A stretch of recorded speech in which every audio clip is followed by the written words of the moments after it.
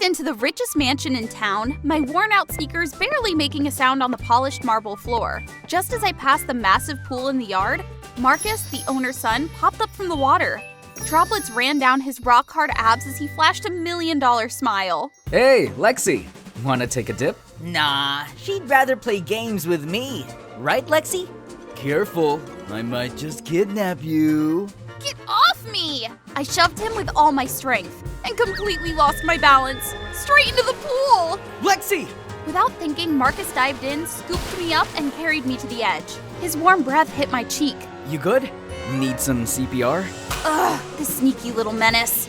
Name's Lexi, 17, and let's be real, y'all are eating this up, huh? Don't even try to deny it. Drop your confessions in the comments. Every girl wants to be the one girl, all boys anime lead at least once in their life. But let's clear this up. I was here to tutor Julie, Marcus's little sister, not to be part of some rich kid reality show. Unlike them, I started from zero. My family had been struggling every day to make ends meet. I watched my parents work tirelessly just so I could go to school. No way was I gonna let them down. I myself always stayed at the top of my class, worked my tail off, and juggled a million part-time jobs, including tutoring. Lexi, are you okay?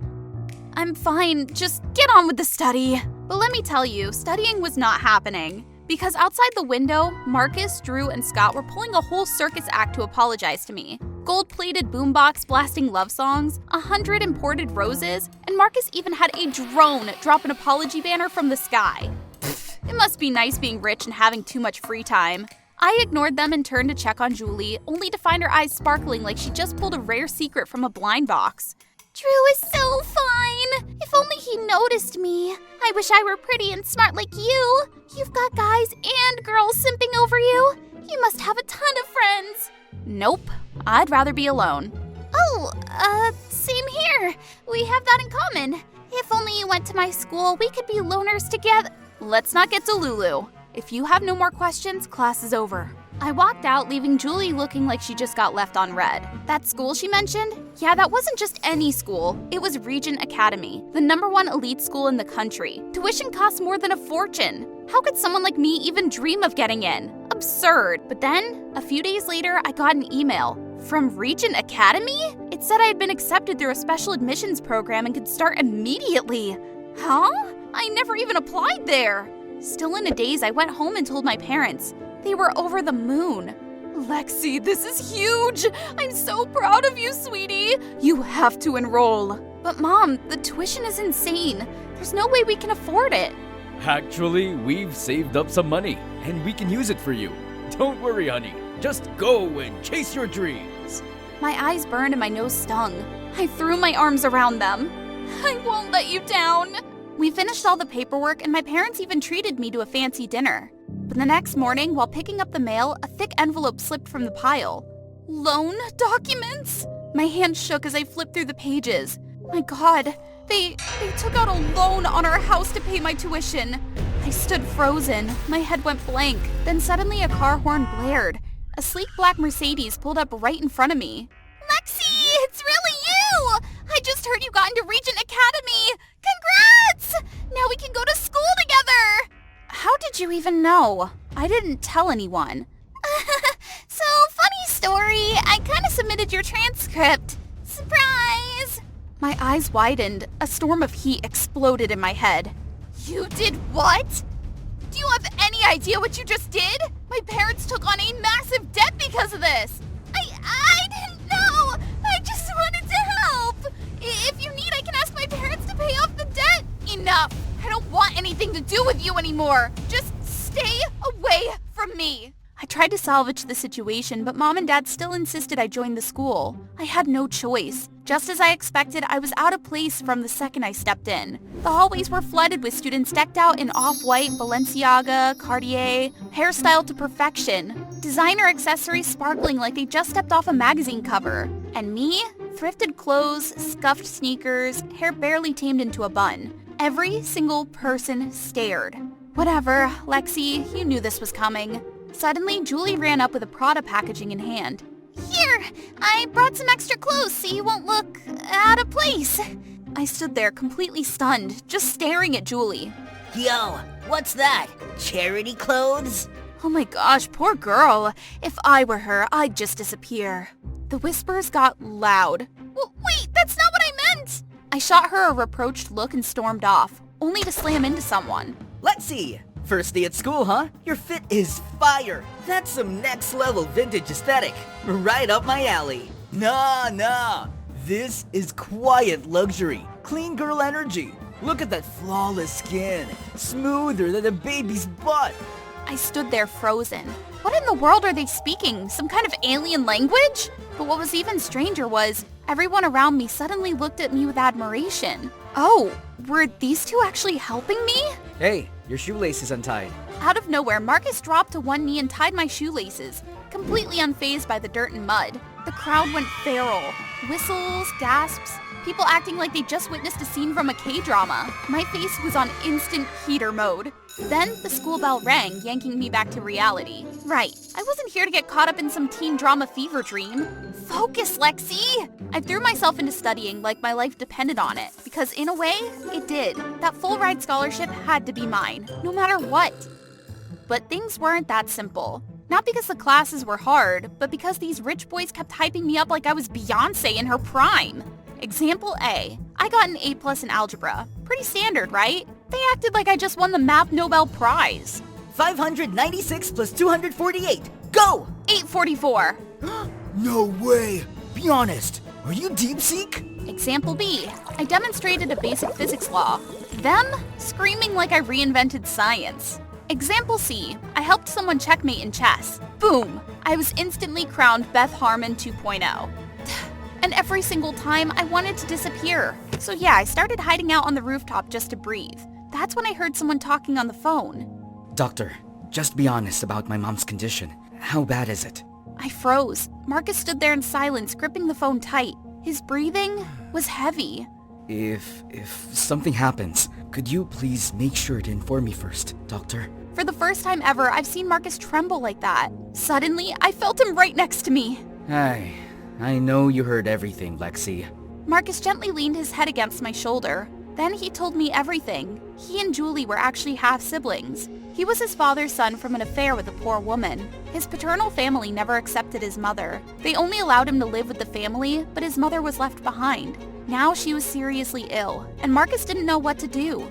The always smiling, always mocking Marcus now looked so small. You're not alone in this. And I don't just mean that to make you feel better. You've really got people who care about you. Does that include you? My face went up in flames as I shyly nodded. Under the windy sky, I saw Marcus, looking a little bit lighter. But by the next class, Marcus was back to his usual self. He even teamed up with Scott and Drew to hype me up.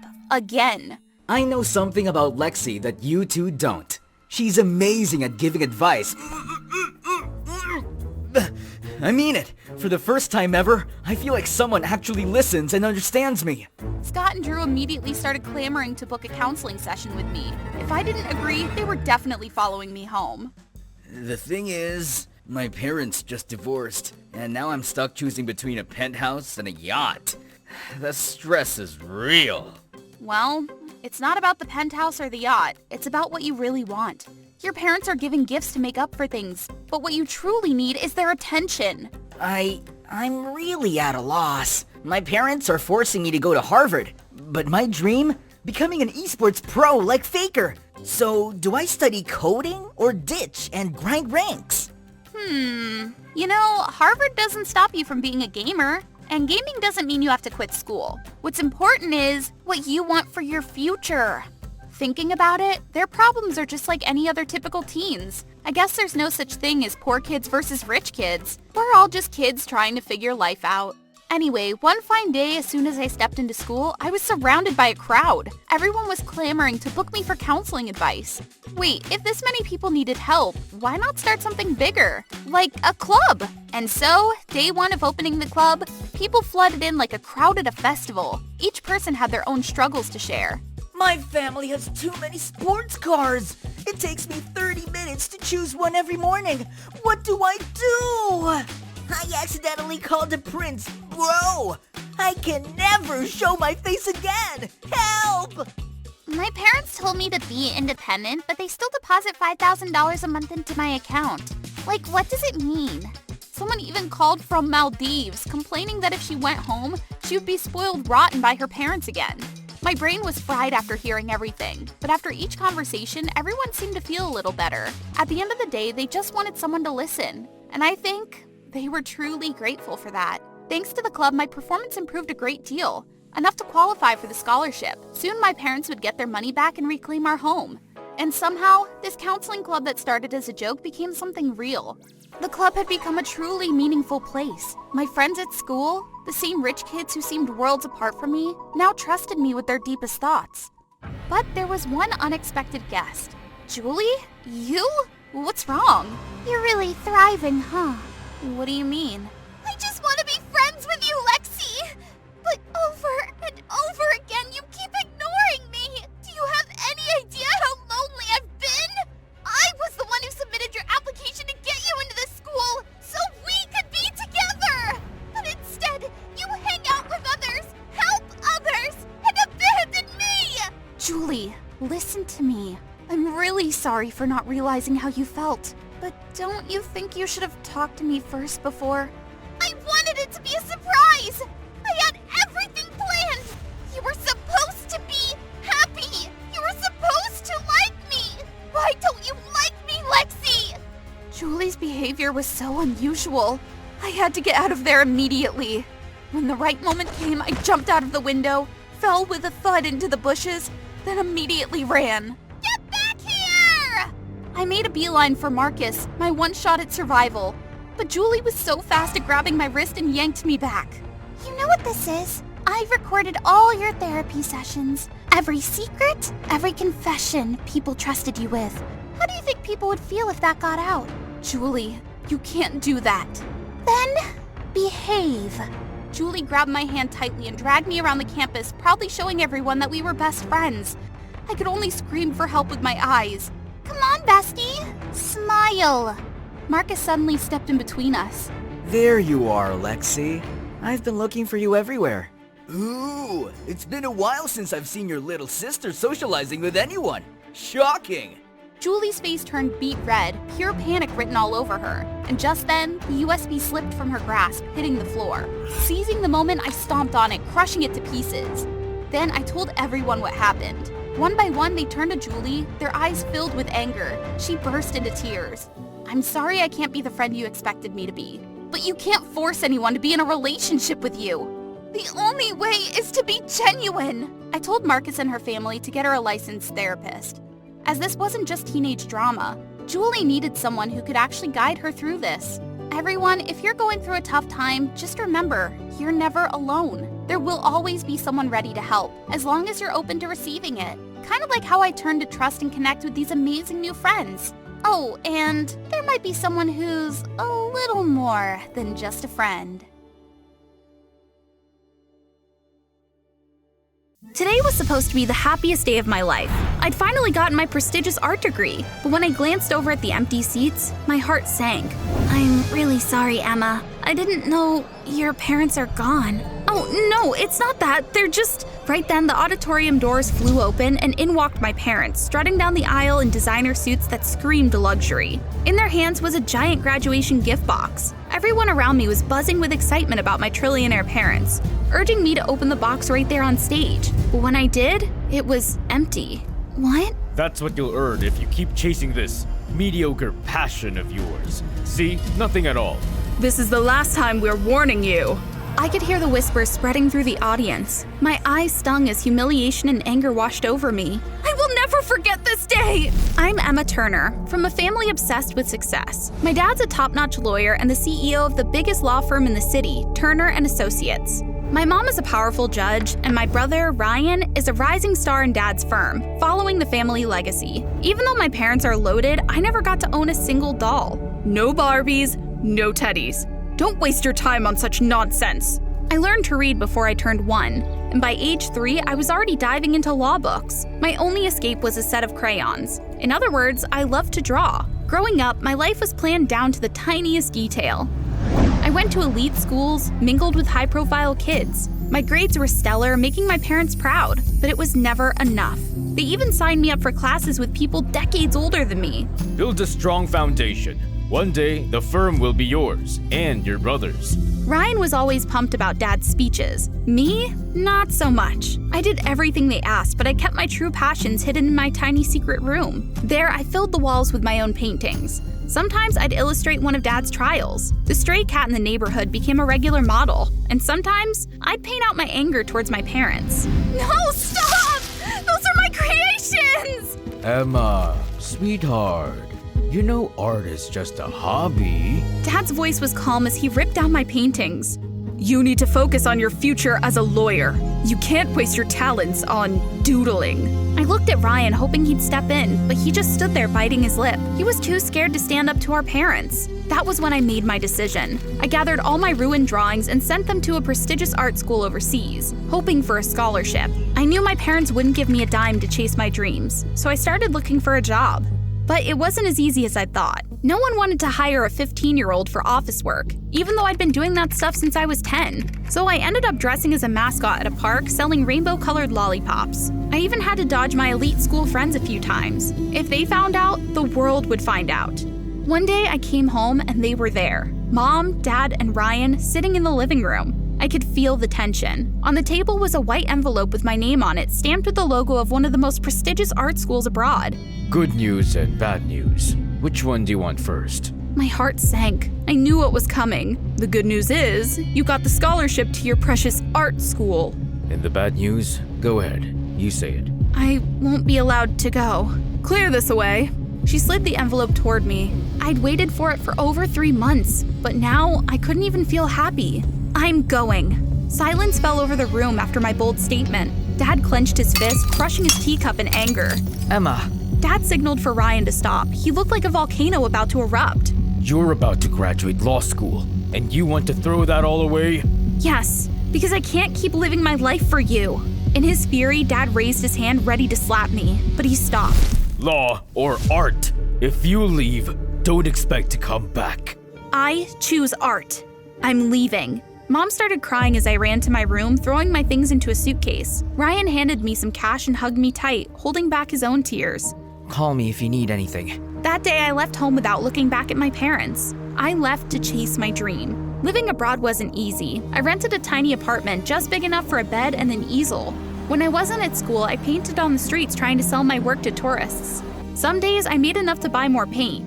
Other days, I barely had enough for a bowl of ramen. But still, living with my passion was incredible. Sometimes I sent my paintings back home to my parents. They never replied, but Ryan stayed in touch. They've hung your paintings all over the house. He tried to cheer me up, but from the photos my parents posted on social media, I knew the paintings were probably just stashed away in some dusty corner. 5 years flew by and I finally graduated with honors. But no matter how far I went or how much I improved, there was still one thing I desperately wanted, something I knew I might never get: my parents' approval. If you don't return to law immediately, consider yourself disowned. How could they say this? In front of everyone? We'll do whatever it takes to save your future. That day, I swore I'd never forget. I came back home. With the savings I'd scraped together over the years, I rented a small art gallery downtown and started living there too. I worked tirelessly, staying up late every night to set up the gallery. Ryan dropped by occasionally to lend a hand and take me out for food I hadn't been able to afford in ages. It breaks my heart to see you struggling like this. Just wait. Soon my gallery will be packed with red sold stickers on every piece. You better get ready to bid on my art. But reality hit hard. The grand opening came, but people just walked by, not even glancing inside. When the door finally swung open, I rushed to meet the guest, only to find a shabby-looking man. Is this where the free food is? I nodded, disappointed. By the end of the day, I took all the food and gave it away to the nearby homeless. 3 weeks went by, and I'd only sold enough art to cover basic living costs. Bills started piling up: rent, utilities, marketing. One night, I was slurping instant ramen in the dark after they cut my power, tripping over canvases and crashing to the floor. Ugh, I was only 1 day late with the bill! The next morning, I woke up to find my bank account flooded with money. Hundreds of thousands of dollars, enough to cover everything. Confused, I called Ryan. It's for Mom and Dad. They don't want you buried in debt. There's a catch, isn't there? They want you to come back, finish law school, and join the firm. I stared at my phone, heart pounding. Doubts crept back in. I'd never regretted my choice, but... Hello? Startled, I saw a young man standing outside my gallery. Dressed sharply, he looked like he genuinely wanted to see my art. He was my first real visitor of the day. I hoped he'd bring more than what I expected. I'm John. I've been following your work online for a while. They're incredible. I'd love to buy one and maybe see more. I couldn't stop talking about my art as I showed him around. My excitement hit the roof when I learned he was a well-known art critic. John bought most of my paintings. For the first time in years, my heart felt light, but the joy didn't last long. A week later, I was served with a court summons. Someone had accused me of plagiarism. I sat there struggling to process it. The plaintiff was a famous artist I'd admired for years, someone who had deeply inspired my work. At the hearing, my heart sank even further. The plaintiff's attorney was none other than my own brother, Ryan. I looked at him, but he wouldn't meet my eyes. The plaintiff alleges that Miss Emma Turner copied their signature style, attempting to pass it off as her own. Miss Turner has attended the plaintiff's exhibitions for years and has acknowledged their influence on her work. Yet, somehow, her recent pieces show a striking resemblance to the plaintiff's style, which is grounds for this lawsuit. The paintings I'd sent home started flashing on the big screen. Those pieces tossed aside in storage were now being used against me. Furthermore, her early works didn't sell, and her gallery has been financially struggling. The plaintiff believes these circumstances clearly indicate a motive for the alleged plagiarism. I couldn't believe the cruel irony. How could my own brother dig up my failures and paint me as a thief? Our eyes met briefly, and in that fleeting moment, I thought I saw a hint of pain in his gaze. The first hearing ended without a decision, and Ryan walked past me without a word. Why? Why would you do this to me? It's nothing personal, Emma. It's just the law.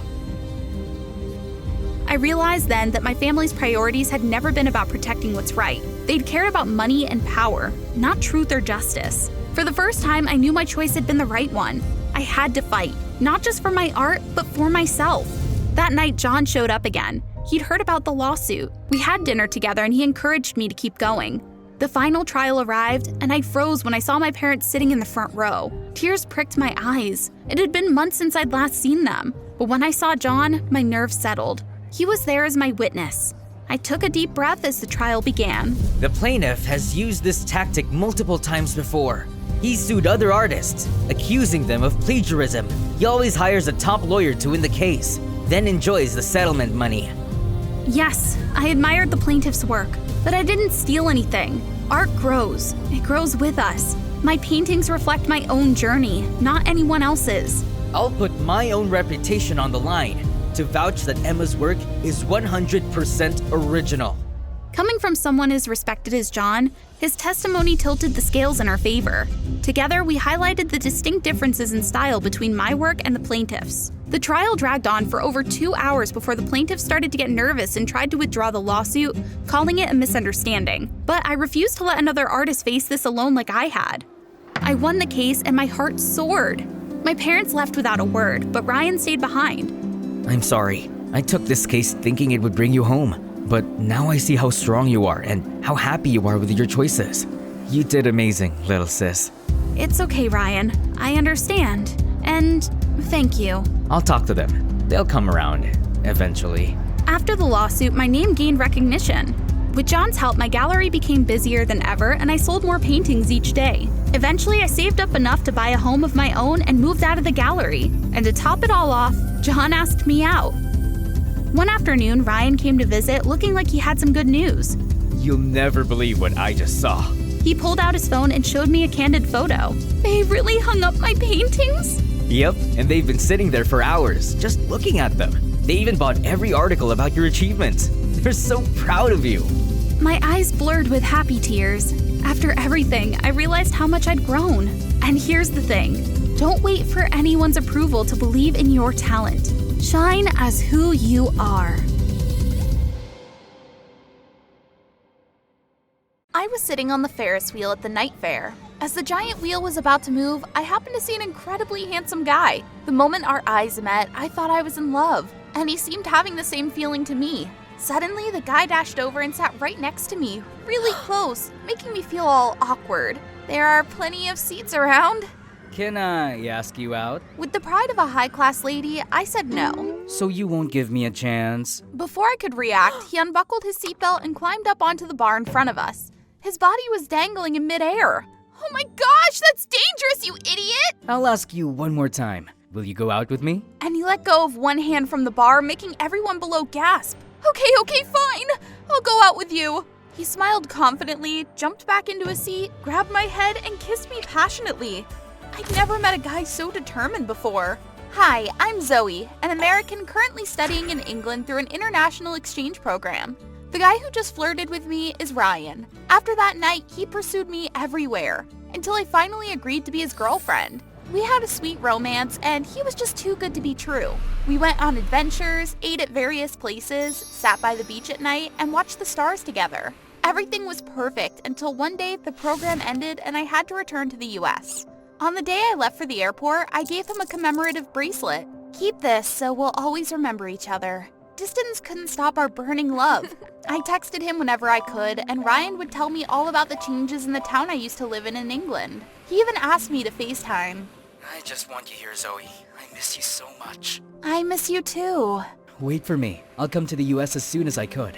His promise made me laugh. I hung up, not knowing it was the last time I'd ever hear from Ryan. He stopped replying to my messages and wouldn't pick up my calls anymore.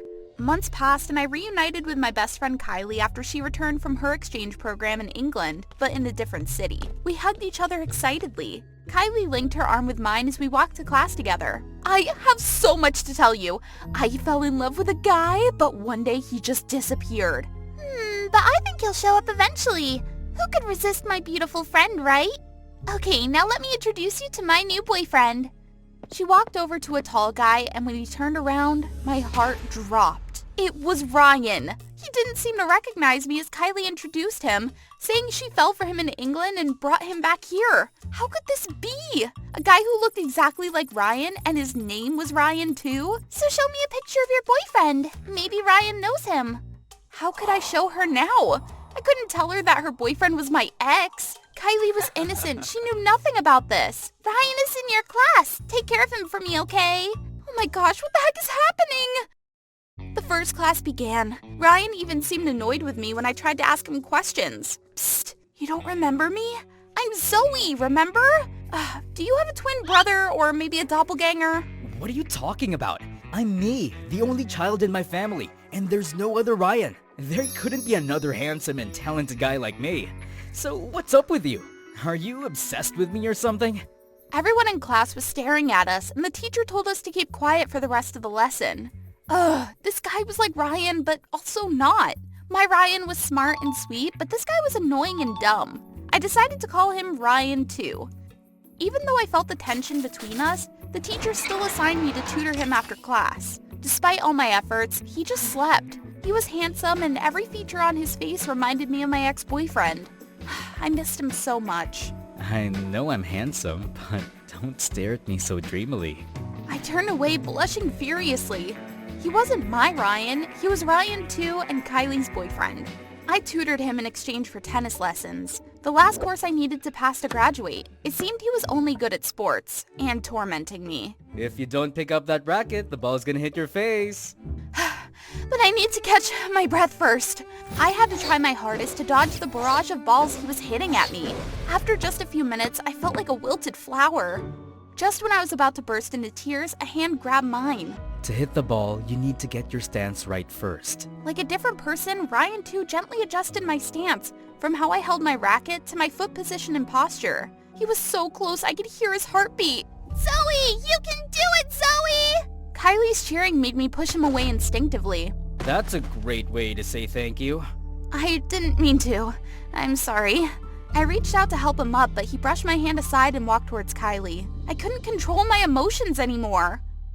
One weekend morning, despite my refusal, Kylie dragged me to their picnic. How awkward. I was now the third wheel in their relationship. So, has that guy contacted you yet? Not yet. He's probably giving me the silent treatment. What a jerk! Forget him. I'll find you someone better. By the way, I met Ryan in an interesting situation. We met at the hospital. Were you okay in England? Oh, I tried skateboarding and ended up hitting my head. Luckily, I was fine. Ryan handed Kylie a sandwich and she smiled as she took it. Seeing them happy reminded me of my relationship. I opened my phone and looked at old photos of our picnics in England. Oh, show me! Kylie suddenly grabbed my phone and I had no choice but to get mad to stop her from seeing those photos. Give it back, that's not funny. Zoe, what's wrong with you? Nothing, I'm leaving. I snatched my phone back and started to leave, but then I noticed a bracelet peeking out from under Ryan 2's sleeve. It was the bracelet I gave my boyfriend before leaving for the US. How do you have this? What? What's the big deal? It's important to me, but what does it have to do with you? Ryan yanked his hand away and Kylie looked at me awkwardly. I decided to have a clear conversation with her. What? You're saying Ryan is your ex-boyfriend? No way! Look at our photos together. It's just a coincidence. How could it be? And the bracelet. I just don't understand why. Stop it! I don't want to hear it! Kylie ran away and I could still hear her sobbing. From that day on, Kylie avoided me whenever she could, and she kept Ryan away from me too. I went home after class, and as I walked down the hallway, I overheard some classmates talking. Did you hear? Kylie and her boyfriend are moving to England. Wow, are they settling down? Her boyfriend is really something. They decided to leave me behind. I had lost both my friendship and my love. I was absent-mindedly walking home when I passed by a newly opened fair. I looked up and saw a giant Ferris wheel. Ryan confessed to me under a Ferris wheel like this. In a moment, I thought I saw something familiar. The bracelet! It was hanging on the Ferris wheel. I went into the fair. I had to get it back. There were no staff around, so I took a deep breath and climbed up, keeping my eyes fixed on the bracelet. Just a little higher. But I slipped just as I reached it. I only had time to let out a scream before I fell. Someone caught me. More like I landed on top of them. Oh, are you okay? My eyes met Ryan's, our faces just inches apart, just like the moment he confessed to me that night, and suddenly his expression changed. Memories flooded back, our outings, nights by the beach watching the stars, and the day he got that bracelet. Zoe? He called my name in that gentle voice I had missed so much. I remember everything now. Really? My heart skipped a beat. He nodded and hugged me tightly. How could I ever forget you? Welcome back! Despite the people whispering around us, we stayed there, hugging as if we hadn't seen each other in years. But why did you throw it away? I didn't. Kylie got mad at me, she grabbed it and threw it away. When I went to find it, I saw you. So what about me? We looked up to see Kylie standing there trembling with anger. I told you, Zoe! You got the wrong person! Ryan can't be your ex-boyfriend! Kylie, listen to me. The day I met you in the hospital, I fell in love with you right then. You had a head injury from the accident and couldn't remember anything. I stayed with you all the time and took care of you. What? Ryan lost his memory after the accident? I was so worried when Zoe told me you were her ex. I was scared of losing you and losing Zoe. But my selfishness won and I pushed you to go back to England quickly to keep you away from here. I wanted to keep you for myself, but I lost. How could this be? Out of all the guys on the planet, I fell for my best friend's ex! Kylie. Stop it! Ryan never loved me! He only came with me to get to America! He kept that bracelet like it was a treasure! If I'd known why, I would have never fallen for him! Kylie screamed and then ran off. I thought our reunion would be wonderful, but now it had turned into a nightmare. We didn't see Kylie after that. The teacher just announced that she had moved away with her family. Time flew and Ryan and I got through that period together. It was hard to believe everything that had happened, but Ryan always reassured me with his positive words. See? I kept my promise to come to America to find you as soon as I could.